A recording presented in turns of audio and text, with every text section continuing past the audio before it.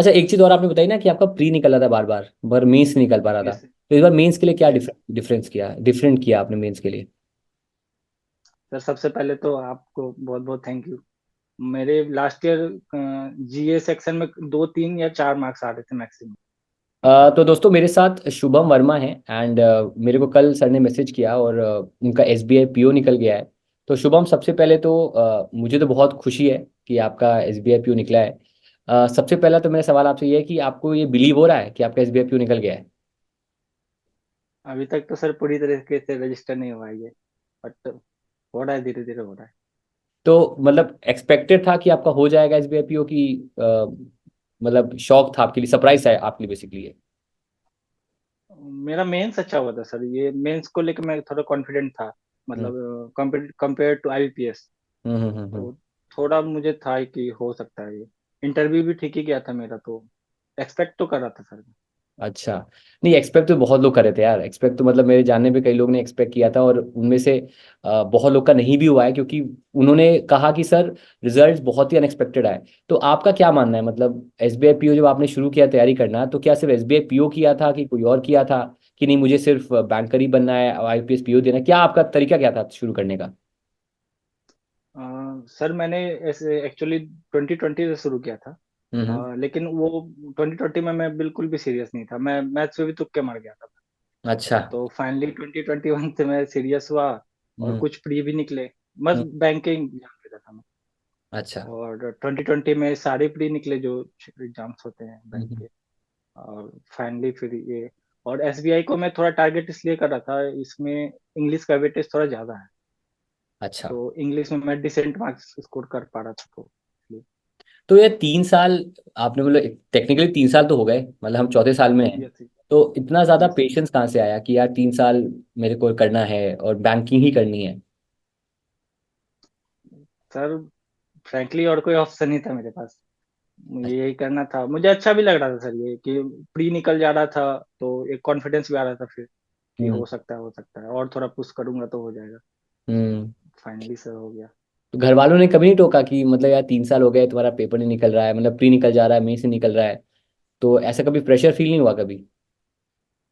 बोलते तो थे ही कि, और थोड़ी इनकरेज ही करते थे वो, ज्यादा प्रेशर नहीं थी। अच्छा। चलो, वो भी देख रहे थे कि प्री निकल रहा है इसका, प्रीलिम्स हाँ। बस, मेंस की बात है।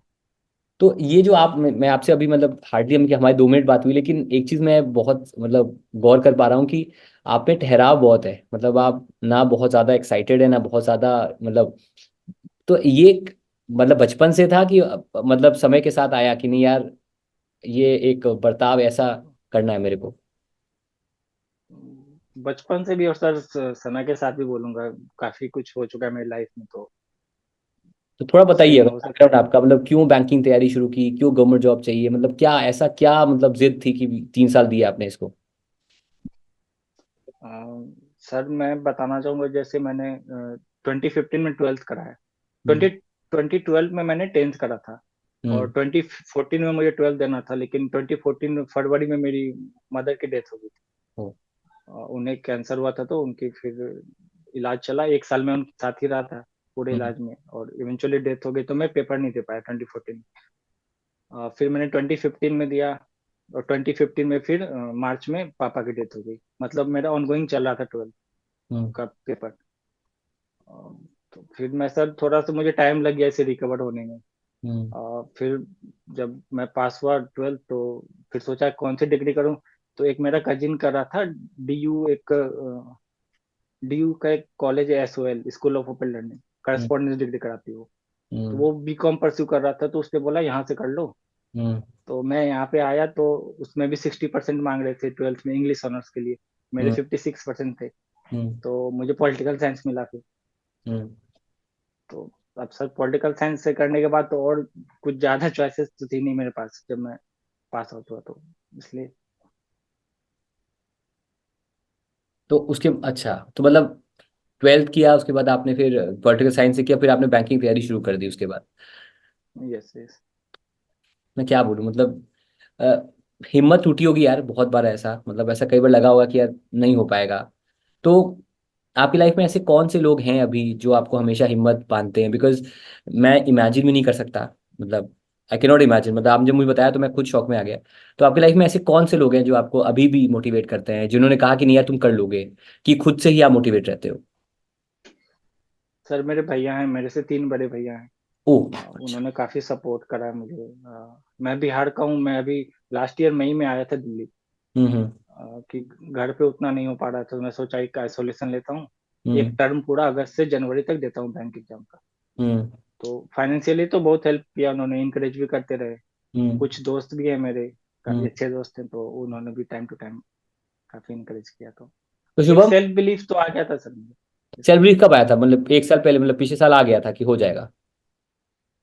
पिछले साल से पहले सर मैं पीओ टारगेट ही नहीं कर रहा था। मैं सोचता था मेरे 10th 12th ग्रेजुएशन में इतने कम मार्क्स हैं, मुझे हम्म। तो इंटरव्यू में देखते ही बोलेंगे जाओ आप। हम्म। तो लेकिन लास्ट ईयर जब मैंने मेंस दिया एसबीआई का, तो थोड़ा लगा कि नहीं, इसमें मेंस में भी अच्छा स्कोर कर लो तो इंटरव्यू पे ज्यादा डिपेंडेंट नहीं होना पड़ता। हम्म। तो इस साल हो सकता है मेरा अच्छा हुआ था मेंस। तो तो अगर हम एसबीआई की बात करें, चलो तो यार एसबीआई पीओ ना एक बहुत ज़्यादा लोग को एक फोबिया है एसबीआई पीओ को लेकर, कि बहुत टफ होता है, बहुत ही होता है। तो कुछ चीज़ें जो आपने इस साल सही की, अगर आप बता सकें।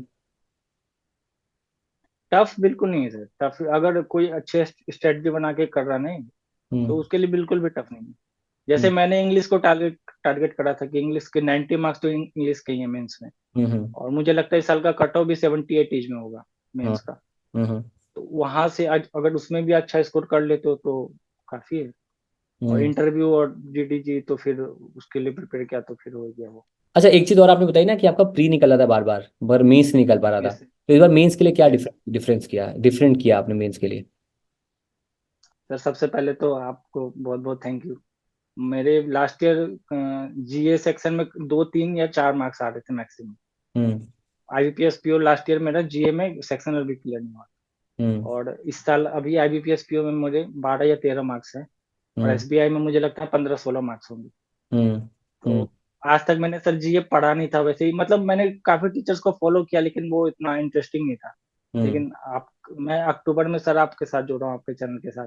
हम्म। और मुझे लगता है कि ये लाइफ चेंजिंग, मतलब मेरा ये चेंजिंग था ये, जो भी मैं मतलब प्रिपरेशन चेंजिंग था। तो ठीक है, चलो थैंक यू सो मच। सबसे पहले तो आपने मतलब मेरा हम हमारे चैनल को फॉलो करने के लिए और मेरे सेशन देखने के लिए। लेकिन एक होता है ना यार जीए को लेकर, जिस जब जीए की बात ही कर रहे हो आप, तो क्या आपको अलग लगा कि मतलब क्या आपने डिफरेंस किया कि यार ये चीज़ें मैं अब समझ पा रहा हूँ, या ये चीज़ें मेरे एग्जाम में आ गई? मतलब वो आप अपने लेवल पे आपने क्या किया, पहले तो ये बताओ। सर एक तो पहले मैंने आपको फॉलो करा। ठीक है। और आपकी सबसे अच्छी बात मैं सर फ्रेंकली बताऊं तो, जैसे मैंने लास्ट ईयर भी पेपर दिया था मीन्स का, तो मुझे पता था कि ना मोस्टली क्वेश्चन स्टेटमेंट बेस्ड ही आएंगे हम्म। जीए में। हम्म। वो बहुत रेयर ही कोई टीचर्स करा रहे हैं हम्म। जो फ्री में दे रहे हैं बहुत। और आपका वो था, आपके कंटेंट में मोस्टली क्वेश्चंस रहते थे स्टेटमेंट बेस्ड। हम्म। हम्म। तो वो भी काफी अच्छा लगता था कि ये मतलब कोई भी ठीक है। टॉपिक पे मेरे पास 4 पॉइंट 5 पॉइंट है। ठीक है। और आपसे जो पढ़ा, फिर मैं कोई भी पीडीएफ पढ़ रहा था तो क्वेश्चंस रिपीट ही हो रहे थे। हम्म। तो हम्म। ऑलमोस्ट डिवीजन ही हो रहा था मेरा। हम्म। तो अच्छा समझ, बस मतलब एक मोटा मोटा बात ये है कि इन डेप्थ पढ़ना है पहला, और दूसरा कि स्टेटमेंट बेस पे जाना ही पड़ेगा, उसके अलावा कोई ऑप्शन नहीं है। तो नहीं, तो पीओ में तो जैसे, सर कोई। हाँ जैसे कि मान लो कोई करंट अफेयर है, जैसे कि मान लेते हैं, आप एग्जांपल दो कि मान लेते हैं अभी क्लाइमेट समिट हुआ है, ठीक है? तो आपकी अच्छा नज़र में क्या चीज़ें उसमें पढ़ने लायक हैं जो एग्जाम में डेप्थ में आएंगी, एग्जाम्पल के तौर पर अगर आप बताना चाहें तो? सर, कौन सी पार्टिसिपेटिंग नेशंस हैं, कहाँ पे हो रहा है, वेन्यू क्या है, इसका एजेंडा क्या है। हम्म। मतलब थ्रू आउट आपको क्लियर होना पड़ेगा, कहीं से भी क्वेश्चन डाल सकते हो, कुछ ओके, भी। मतलब ये आप कोचिंग जैसे छोड़ नहीं अभी। सकते? हाँ जी सर। कोचिंग छोड़ नहीं सकते आप बेसिकली उस चीज़ में? नहीं नहीं, वो सर फिर तो वहां पे कुछ भी आ सकता है अनएक्सपेक्टेड। सही बात है। अ, ठीक है, जीए तो चलो आपका हो गया। लेकिन यार मैथ्स में भी होता है ना, मेंस में डीआई होता है। तो क्या डीआई आपका हमेशा से यस। स्ट्रांग था? क्या आपने डीआई के लिए कैसे किया आपने डीआई के लिए काम? सर सबसे पहले तो मैं बोलूंगा, मैं आशीष सर का बहुत पुराना स्टूडेंट हूँ। अच्छा। और वो जब स्टडीफाइड पे फ्री क्लासेस लेते थे तब से मैं उनको फॉलो कर रहा हूँ। ओके। तो मेरा जितना भी मैथ्स है बस कंप्लीटली उनके वजह से है। ओके। अगर सर आप मिलोगे उनसे तो मेरा प्रणाम बोलना उनको पक्का बिल्कुल, ये सर। वीडियो उनके पास जाएगा तो ऑब्वियसली बात है वो, उन्होंने मुझसे बोला था कि शायद वो आपको नाम से जानते भी हैं शायद, मतलब मैं एक बार पूछ भी लूंगा उनसे। लेकिन हाँ, मतलब वो मुझसे कह रहे थे कि यार बहुत से स्टूडेंट्स हैं सर, और अच्छा लगा कि इस बार काफ़ी लोग का हुआ है, तो मैं बिल्कुल आपका ये वीडियो भी पहुंचाऊंगा और आपका जो है वो भी बिल्कुल उनको बताऊंगा मैं। तो मतलब थैंक यू आप ये सर। कहना चाह रहे हो मोटा माटे कि मैटर ये कर रहा है कि कौन क्या करा रहा है, मतलब अगर टीचर से भी आप फॉलो कर रहे हो तो ये मैटर कर रहा है कि क्या बिल्कुल फॉलो कर बिल्कुल रहे हो। ऐसा तो नहीं है कि आप हवा बिल्कुल हवाई सर। फॉलो कर रहे हो कि ऐसा आएगा पेपर ऐसा आ नहीं रहा है। तो कितना इंपॉर्टेंट है यस पहली सर। बात तो ये बताओ मॉक टेस्ट देना, क्योंकि आपने मुझे लगता है कि आपने मॉक टेस्ट बहुत सारे दिए हैं, एग्जाम बहुत सारे दिए हैं। यस। तो कितना इंपॉर्टेंट है उसका, और कैसे एक मॉक टेस्ट को आप इंटरप्रेट करते हो कि आपने दे तो दिया मॉक टेस्ट, नंबर भी ठीक ठाक आ गए आपके, लेकिन उसको एनालिसिस कैसे करते हो आप। मेरा बस ये था ना कि मुझे परसेंटाइल 90+ लाना है बस। हम्म जो भी मैं मॉक दूं प्री या मेंस का, मुझे परसेंटाइल 90+ लाना है। हम्म और बहुत सारे मॉक्स होते थे जिसमें नहीं आते थे, हम्म तो या जिसमें आ भी जाते थे तो मैं थॉरोली हर क्वेश्चन को सॉल्व करने की प्रैक्टिस करता कोशिश करता था कि उसका हम्म सॉल्यूशन भी देख के, हम्म कुछ होता था कुछ नहीं होता था, फिर उसको डिस्कस करा अपने दोस्तों में। हम्म। बस इसी एनालिसिस मुझे लगता है सबसे ज्यादा जरूरी है मॉक का, मॉक देने से भी ज्यादा उसका एनालिसिस। अच्छा, तो यार एंड में अगर आप कुछ बताना चाहो कि दो तीन चीजें कि यार ये चीजें करनी चाहिए एक एस्पायरेंट को, क्योंकि देखो 3 साल लंबा समय होता है, 3 साल आपने दिए, कई लोग 3 साल नहीं दे पाते हैं, उनको लगता है यार 1 साल में निकल जाए। तो आपकी गलतियां क्या थी और आपने उन गलतियों को सुधारा कैसे, और किन 3 चीजों को आप बोलोगे कि यार ये 3 चीजें अगर कोई तैयारी कर रहा है तो उसका 1 साल में पेपर निकल सकता है बैंक का, एसबीआई का खास तौर पे। सबसे पहली बात तो मैं बोलूंगा सर, भीड़ को देख के डरना नहीं है सर। मुझे भी बहुत पहले डर लगता था काफी कि अरे सर मेरे पैनल में भी एसबीआई के इंटरव्यू पैनल में 10 लोगों में से 6 बीटेक वाले थे।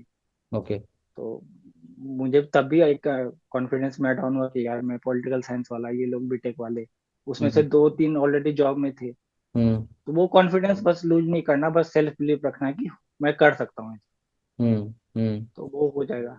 और दूसरी बात है सर कंसिस्टेंसी। हम्म। आप तो नहीं डेली पढ़ोगे तो फिर सर वो कहीं ना कहीं वो बॉन्डिंग टूट जाती है। ठीक है।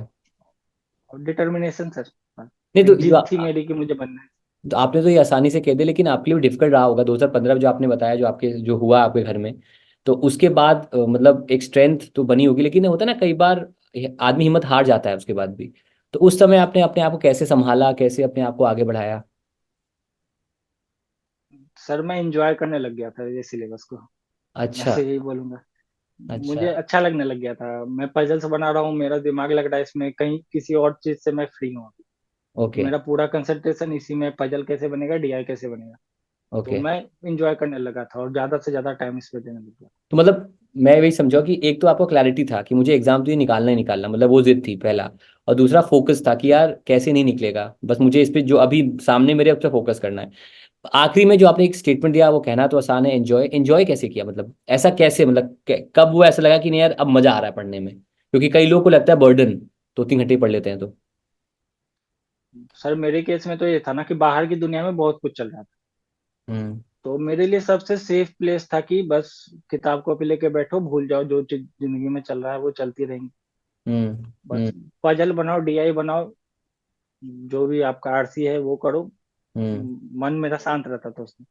तो मुझे लगता है सर इंजॉय करना भी चाहिए, उसके बिना तो अगर आप बर्डन की तरफ पढ़ोगे तो थोड़ा मुश्किल तो होगा।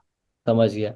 तो एंड में क्या कहना चाहोगे, एंड में किसी को धन्यवाद देना चाहोगे, या एंड में कुछ भी अगर कहना चाहते हो एंड में।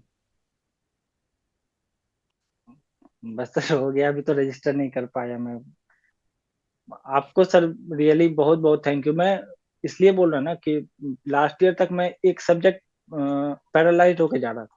हम्म एक सब्जेक्ट मेरा हैंडीकैप था पहले से ही, एग्जाम सेंटर घुसने से पहले से। हम्म लेकिन इस साल मुझे एक कॉन्फिडेंस आया कि सीए में मैं 10-15 तो कर सकता हूँ। और हम्म उसका इफेक्ट आपको बाकी सब्जेक्ट्स पे भी पड़ेगा, हम्म डेफिनेटली पड़ेगा। कि वो कम से हुआ कम एक मेरे सब्जेक्ट साथ। में बेटर हो गया आप, तो आप कॉन्फिडेंस आ गया आपको। हाँ एक कॉन्फिडेंस है कि बाकी भी अच्छा हो सकता है, इसमें अगर मुझे अच्छे मार्क्स आ गए तो बाकी भी अच्छा हो जाए। समझ गया समझ गया। तो कोई भी सब्जेक्ट ऐसे छोड़ना मत, मैं तो किसी को यही हर बोलूंगा। किसी को हर सब्जेक्ट चलना चाहिए। नहीं तो अच्छा, हम- आखिरी में इस पर एक अच्छा सवाल आपने बोला कि यार मेरे को कई लोग मिले, कई स्टूडेंट्स एसबीआई को, वो कहते हैं कि सर मैंने मतलब, कुछ लोगों ने कहा कि सर हमने 100% सवाल अटेम्प्ट किए हैं।